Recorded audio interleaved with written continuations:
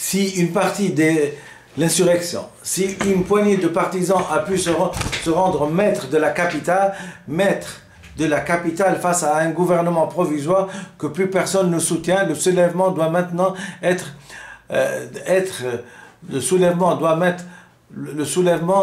maintenant être ratifié par les masses. Le lendemain, le 25 octobre, Trotsky annonce officiellement la dissolution du gouvernement provisoire lors de l'ouverture du congrès pan-russe des soviets et des députés ouvriers et paysans.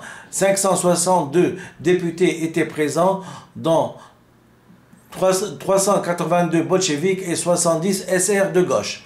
Mais une partie des délégués considère que Lénine et les bolcheviks avaient pris le pouvoir illégalement et une cinquantaine quittèrent la salle. Les démissionnaires socialistes révolutionnaires de droite et Menkeviks créeront dès le lendemain un comité de salut de la patrie et de la révolution.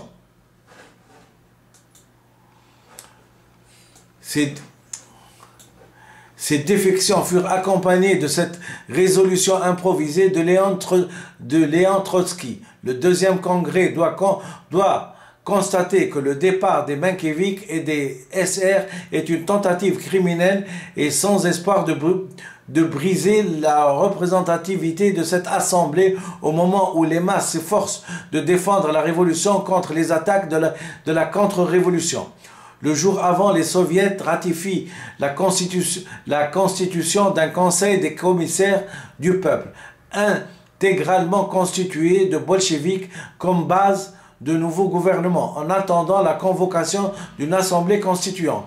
Lénine se justifiera le lendemain aux représentants de la garnison de Petrograd en affirmant que ce n'est pas notre faute si les SR et les Menkeviks sont partis. Nous leur avons proposé de partager le pouvoir, nous avons invité tout le monde à participer au gouvernement.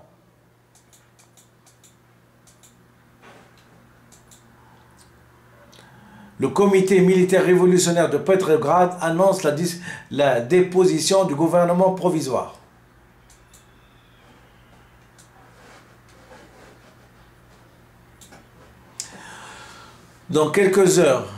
Dans les quelques heures qui suivent, une poignée de décrets allait jeter la base du nouveau régime. Lorsque Lénine fit sa première apparition publique, il fut ovationné et sa première déclaration fut « Nous allons maintenant procéder à la construction de l'ordre socialiste ». Tout d'abord, Lénine annonce l'abolition de la diplomatie secrète et la proposition à tous les pays belligérants d'entamer des pourparlers en vue d'une paix équitable et démocratique immédiate, sans annexion et sans indemnité. Ensuite est promulgué le décret sur la terre. La grande propriété foncière est abolie immédiatement sans aucune indemnité. Il laisse aux soviets de paysans la liberté d'en faire ce qu'ils désirent. Socialisation de la terre ou partage entre les paysans pauvres. Le texte entérine en fait une réalité déjà existante, puisque les paysans se sont déjà emparés des terres pendant l'été de 1917. Mais ce faisant, ils gagnent aux bolcheviks la neutralité bienveillante des campagnes, au moins jusqu'au printemps 1918.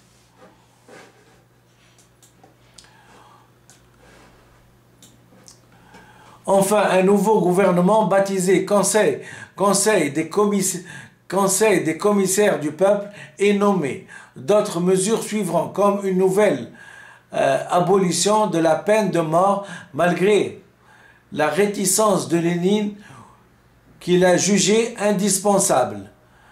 La nationalisation des banques, 14 décembre, le contrôle des ouvriers sur la production, la création d'une milice ouvrière, la souveraineté et l'égalité de tous les peuples russes, leur droit à disposer d'eux-mêmes, y compris par la séparation politique et par la séparation politique et la constitution d'un État national indépendant, la suppression de tout privilège à caractère national ou religieux.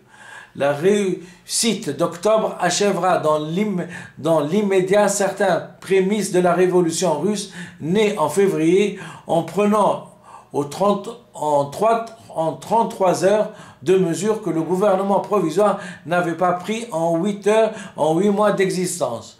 En 1971, les ouvriers parisiens avaient pris le pouvoir pendant la Commune de Paris. Cette première expérience de dictature prolétarienne, comme Frédéric Engels l'a qualifiée, s'est terminée par le massacre de 10 000 à 20 000 communards et des déportations en masse. En prenant le pouvoir à Petrograd, Lénine et Trotsky savaient qu'ils ne pourraient tenir sans le renfort des pays industrialisés, l'Allemagne et la France, l'Angleterre. En attendant, il s'agit pour eux de tenir plus que les 72 heures de la Commune de Paris. Dès les premières heures qui suivent le 7 novembre et jusqu'à nos jours, nombre d'acteurs et de commentateurs ont considéré la révolution d'octobre comme étant en réalité un simple coup d'État d'une minorité résolue et organisée qui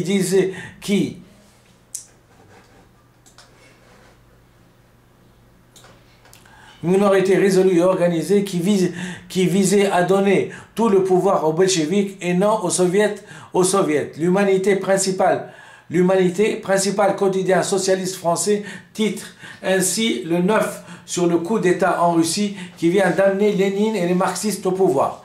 L'historien Alexandre Mengele relève d'ailleurs que dans les années suivantes, les bolcheviks eux-mêmes n'hésitent pas à parler entre eux de leur coup d'État d'octobre.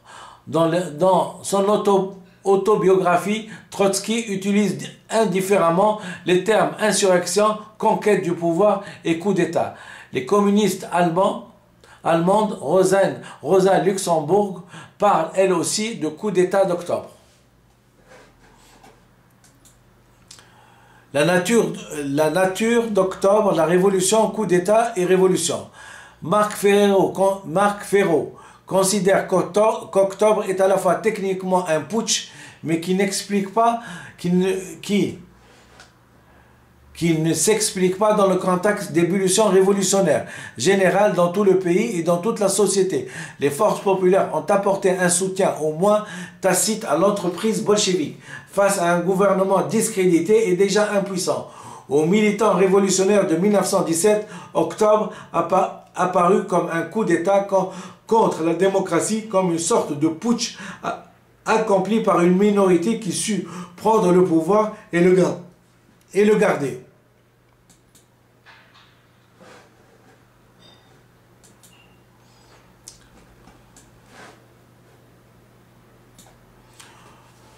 Pour une première, la nature d'octobre, révolution, coup d'État et révolution. Pour une première école historique qu'on pourrait qualifier de libérale, la révolution d'octobre n'a été qu'un putsch imposé par la violence à une société passive, résultat d'une habile conspiration tramée par une poignée de fanatiques disciplinés et cyniques dépourvus de toute assise réelle dans le pays. Aujourd'hui, la quasi-totalité d'historiens russes, comme l'élite cultivée et les dirigeants de la Russie post-communiste, a fait sienne la vulgate libérale. Privée de toute épaisseur sociale et historique, la révolution d'octobre 1917 n'a été qu'un accident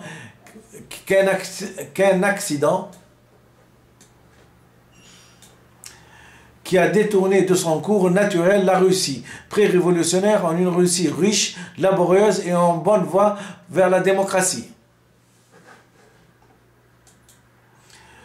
Si le coup d'État bolchevique de 1917 n'a été qu'un accident, alors le peuple russe n'a été qu'une victime innocente. Face à cette interprétation, l'historiographie soviétique a tenté de montrer qu'octobre avait été l'aboutissement logique, prévisible, inévitable d'un itinéraire libérateur entrepris par les masses consciemment ralliées aux bolcheviks.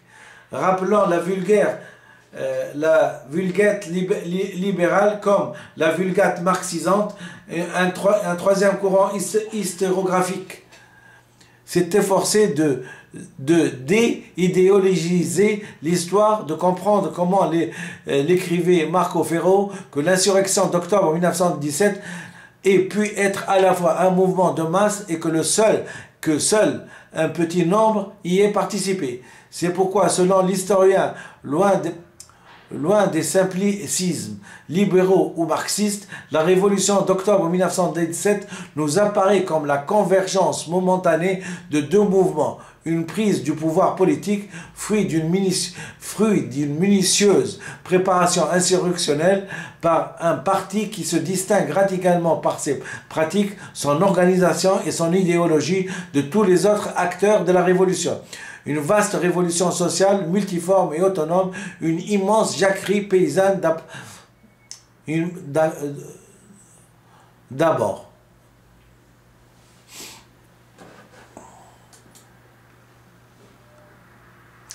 « 1917 » une étape décisive d'une grande révolution agraire, une décomposition en profondeur de l'armée, formée de près de 10 millions de soldats paysans mobilisés depuis 3 ans dans une guerre dont ils ne comprennent guère le sens. Un mouvement revendicatif ouvrier spécifique, un quatrième mouvement enfin à travers l'émancipation rapide des nationalités et des peuples allogènes.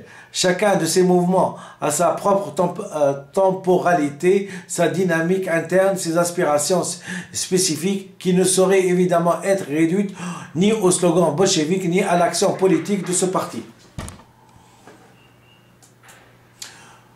La nature d'octobre, révolution, coup d'État et révolution. Durant un bref mais décisif instant, la fin de l'année 1917, l'action des bolcheviks, minorités politiques agissant dans le vide institutionnel ambiant, va dans le sens des aspirations du plus grand nombre, même si les objectifs à moyen et à long terme sont différents pour les uns et pour les autres.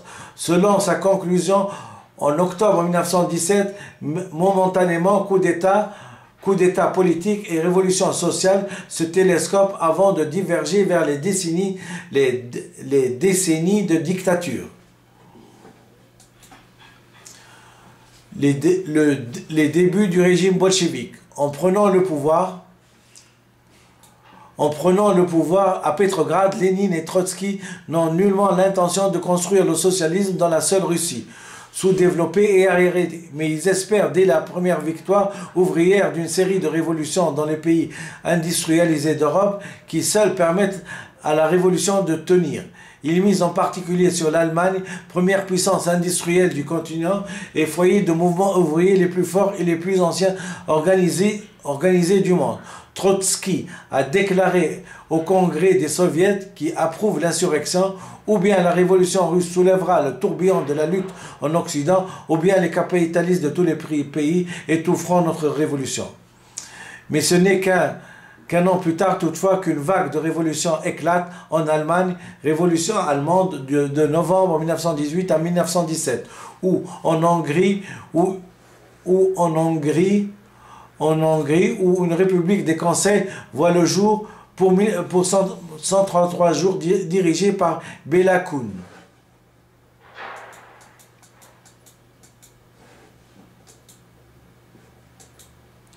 En Finlande voisine, la révolution a été vaincue dès mars 1918 au prix d'une guerre civile avec l'aide des Allemands. La terreur blanche y est faite. La terreur blanche fait 35 000 morts. En janvier 1919, la social-démocratique allemande fait appel au corps franc pour réprimer dans le sang la révolution ouvrière. Les dirigeants spartakistes, Karl Liebenkit et Rosa Luxembourg sont assassinés. En 1917-1920, d'autres pays comme l'Italie connaissent des grèves insurrectionnelles. Ailleurs, comme en France, au Royaume-Uni et aux États-Unis, une vague de grèves et de manifestations ne débouche sur aucune tentative révolutionnaire. La vague révolutionnaire, plus tardive que prévu, a donc fini par reculer et le pouvoir bolchevique reste aussi isolé qu'à ses premiers jours. Les bolcheviks sont confrontés seuls aux immenses difficultés d'une Russie en explosion où leur prise où leur prise solitaire du pouvoir ne fait nullement l'unanimité.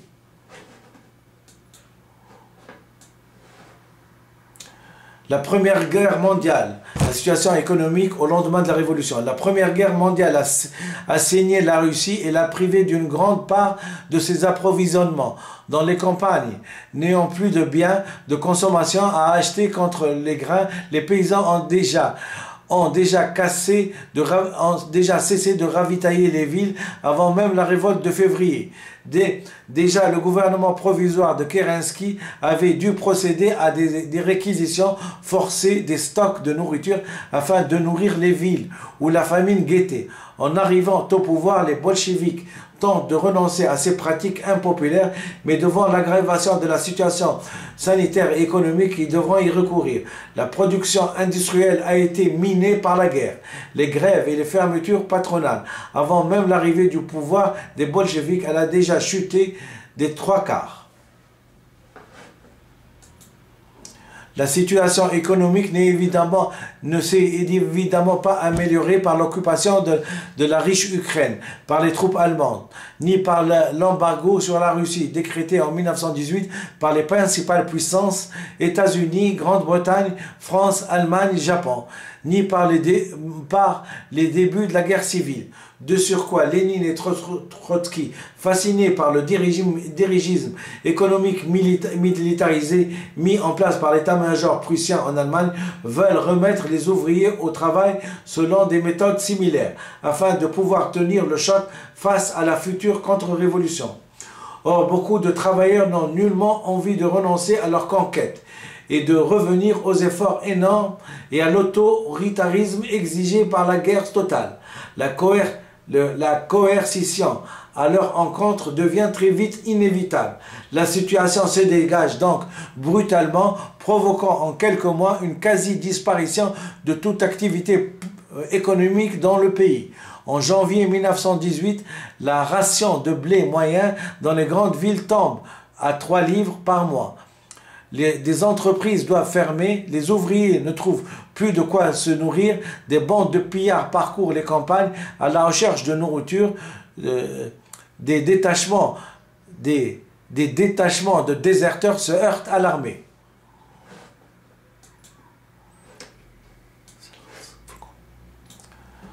L'un des premiers décrets du gouvernement bolchevique a entériné l'abolition déjà effective de la grande propriété. L'un des premiers bolcheviques et paysannerie. L'un des premiers décrets du gouvernement bolchevique a entériné l'abolition déjà effective de la grande propriété foncière et l'initiative laissée aux paysans quant à la répartition ou la socialisation des terres. Ce décret est en rupture avec le programme bolchevique qui prévoyait la nationalisation des terres. Pour certains, il s'agit d'une manœuvre des bolcheviks. Ils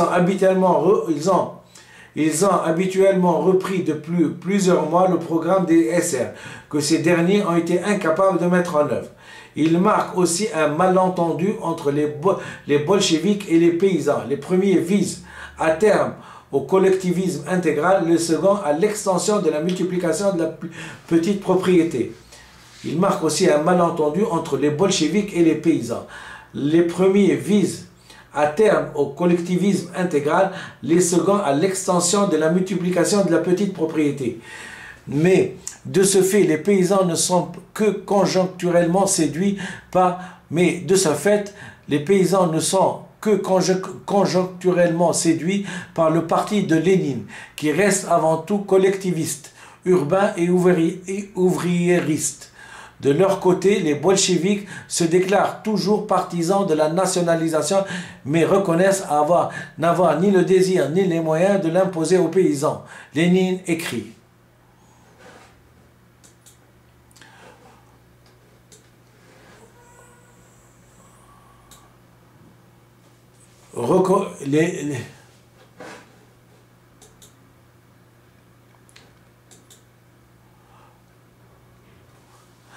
Reconnaissant n'avoir ni le désir ni les moyens de s'imposer aux paysans, Lénine écrit « Nous ne pouvons ignorer la décision de la base populaire, quand bien même nous ne serions pas d'accord avec elle. Nous devons donner aux masses populaires une entière liberté d'action créatrice. En somme, et tout est là, la classe paysanne doit obtenir la ferme assurance que les nobles n'existent plus dans les campagnes. Et il faut que les paysans eux-mêmes décident de tout et organisent leur existence. En effet, pour les bolcheviks, c'est la réforme agraire qui est à l'ordre du jour, et non la construction d'une société socialiste qu'ils pensent imposer dans un pays aussi pauvre. Conscient donc qu'ils ne pourraient gouverner sans l'appui des masses rurales, l'immense majorité du pays, les bolcheviks convoquent du 10 au 16 novembre un congrès paysan. Malgré une majorité SR hostile aux bolcheviks, ce dernier ratifie le décret sur la terre et apporte son soutien au nouveau gouvernement, consacrant l'union provisoire entre le prolétariat urbain et la paysannerie.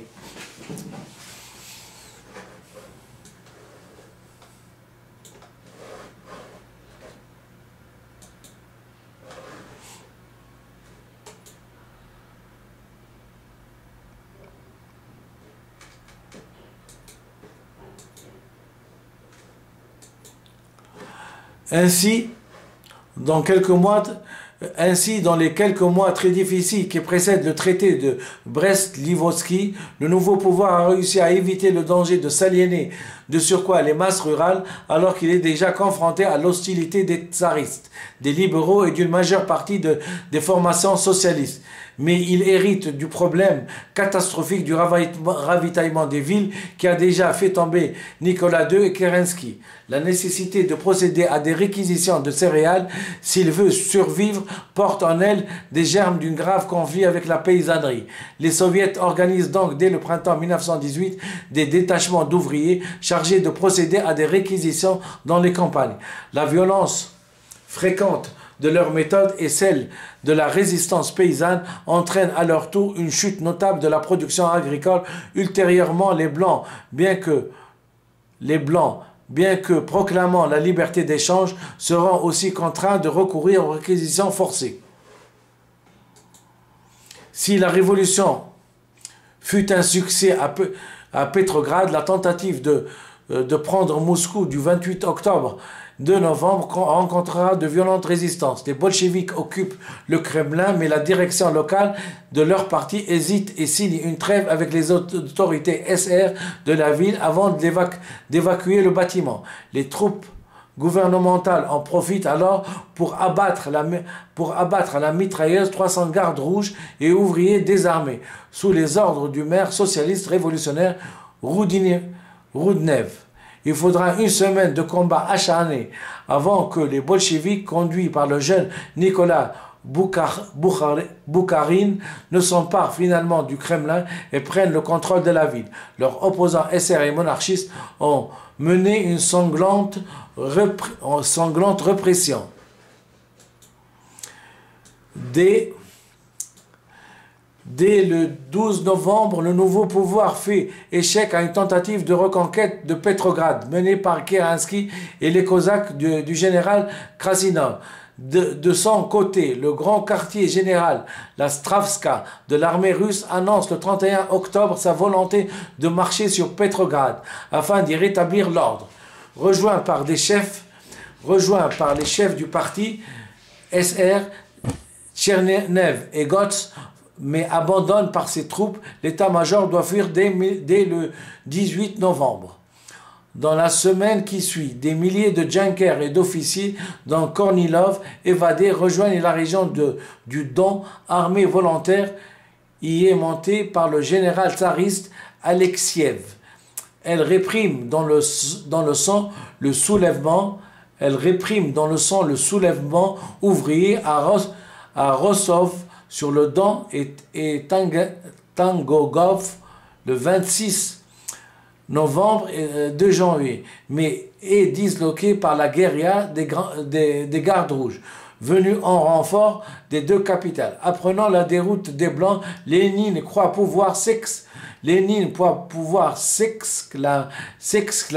le 1er avril 1918 que la guerre civile est terminée.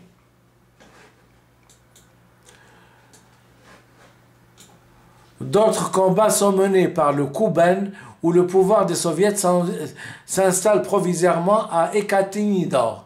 Quant au soulèvement des Cosaques de l'Oural, il se conclut par un échec. Sur le front roumain, l'armée se décompose en détachements blancs qui rejoindront l'armée blanche de Dénikine et en régiment rouge. Le deuxième congrès des soviets avait approuvé la nomination du gouvernement composé uniquement de bolcheviks. Or, pour nombreux militants bolcheviks, cette solution n'est pas acceptable. Dès le lendemain de l'insurrection, la quasi-totalité des délégués au congrès des soviets votent une résolution du menshevik Julius Mortov, soutenu par le bolchevique Anatoly Lunyachartsky, demandant que le Conseil des commissaires du peuple soit élargi à des représentants d'autres partis socialistes. Le puissant syndicat des cheminots, le Vikinel, reprend cette revendication.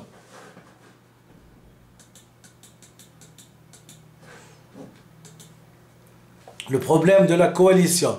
Après de vifs débats au sein du parti bolchevique qui mettent ce dernier au bord de la scission, plusieurs dirigeants démissionnent pour dénoncer le refus d'une coalition par Lénine, dont Zinoviev, Kamenev, Rykov et Nogin. Lénine, mis en minorité, est contraint de transiger. Il refuse la poursuite des négociations en vue d'une coalition unissant tous les socialistes, mais accepte qu'elle se poursuive avec les seuls SR de gauche. Certains SR de gauche entrent ainsi au gouvernement en décembre 1917.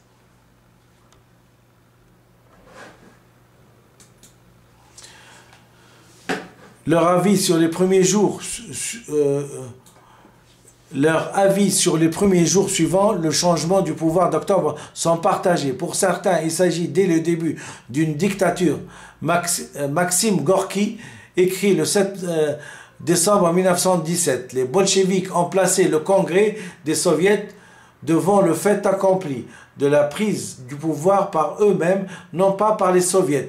Il s'agit d'une république oligarchique, la république de quelques commissaires du peuple. Dès le lendemain du 7 novembre, 7 journaux de la capitale sont interdits. Il s'agit, selon Victor Serge, de 7 journaux prônant ouvertement la résistance armée aux coups de force des agents du Kaiser. Mais des partis socialistes conservent leur presse, comme celui de Maxime Gorky. Selon Victor Serge, la presse légale menshevik ne disparaît qu'en 1919, celle des anarchistes hostiles au régime. En 1921, celle des SR de gauche, dès juillet 1918, du fait de leur révolte contre les bolcheviks.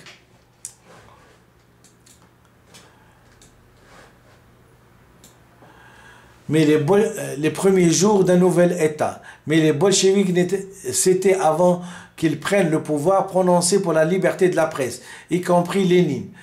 Et cette volte-face n'est pas acceptée par de nombreux bolcheviks. Marc Ferrero considère que, contrairement à la légende, la suppression de la presse bourgeoise ou des feuilles SR n'émane ni de Lénine ni des sphères dirigeantes du parti bolchevique, mais du public, en l'occurrence des milieux populaires insurgés. Alors qu'à peu près tous les fonctionnaires de Petrograd se sont mis en grève pour protester contre le coup de force, des listes publiques dénoncent ceux qui refusent de servir le nouveau pouvoir. Le 10 décembre, les dirigeants du parti cadet qui ont pris la tête de la résistance armée du gouvernement bolchevique sont déclarés en état d'arrestation.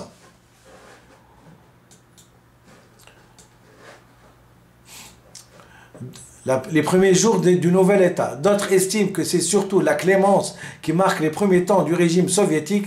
Les ministres du gouvernement provisoire sont arrêtés et rapidement relâchés. La plupart participeront par la suite à la guerre civile aux côtés des armées blanches. Le général Krasinov, qui s'est soulevé au lendemain de l'insurrection d'octobre, est remis en liberté avec d'autres officiers contre leur parole de ne pas reprendre des armes contre le régime soviétique. Ils formeront les cadres de l'armée blanche dans les mois suivants.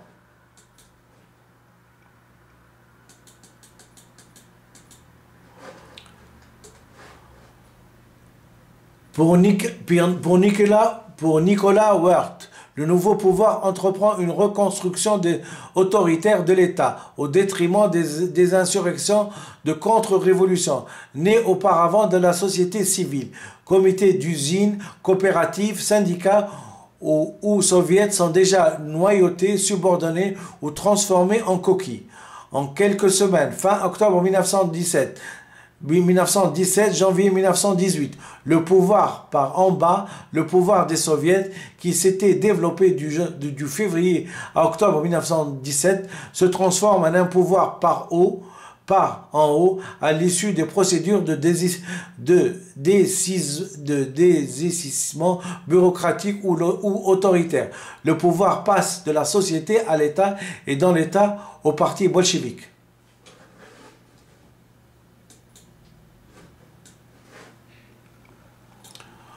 En prenant le pouvoir en Russie, la paix de Brest-Litovsk. En prenant le pouvoir en Russie, les bolcheviks avaient l'espoir d'un soulèvement révolutionnaire en Europe. Celui-ci ne produisant pas, la paix promise en octobre devient une nécessité absolue pour satisfaire l'armée et la paysannerie. Il s'agit à la fois de signer la paix, de se servir des négociations pour montrer la politique d'expansion territoriale des gouvernements bourgeois, mais sans paraître prendre parti pour les empires centraux. La paix de Brest-Litovsk. Une amnistie est soulignée le 15 décembre et des pourparlers de paix commencent le 22 décembre. La délégation russe étant conduite par Trotsky, qui a fait publier dans l'intervalle tous les traités secrets et les plans de partage conclus entre puissances. Les exigences allemandes sont énormes. La Pologne, la Lituanie et la Biélorussie doivent rester sous occupation allemande. Un débat fait rage entre les bolcheviks au sein du parti où trois positions s'affrontent. Certains, comme les Boukharines, défendent la nécessité d'une guerre révolutionnaire. Lénine pense qu'il faut céder le couteau céder le couteau sous la gorge, et Trotsky, qui l'emporte par 9 voix contre 7, propose de refuser de signer la paix d'annexion, mais de déclarer la fin de la guerre.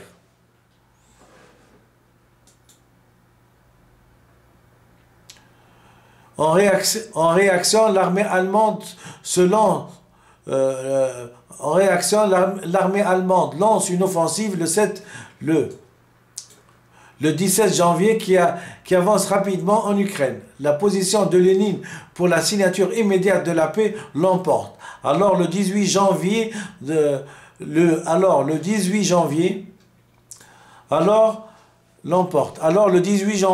dans le parti, mais les conditions exigées par les Allemands se sont encore aggravées. Le 3 mars 1918, les bolcheviks signent le traité de Brest-Litovsk qui ampute la Russie de 26% de sa population, 25% de sa surface cultivée, 75% de sa production d'acier de fer. La situation économique de la jeune République soviétique, déjà ravagée par une guerre meurtrière de 4 ans, semble désespérée. Nous arrêtons là pour la première partie de la révolution russe, et donc il y aura plusieurs parties, et comme ça chacun aura la patience de bien regarder les diapositives, de les comprendre et d'essayer d'avoir des similitudes avec les pays où règne maintenant la révolution arabe, c'est-à-dire ثورة الشعب التونسي للاحترام للمعطى والمكتسب. Je vous remercie infiniment.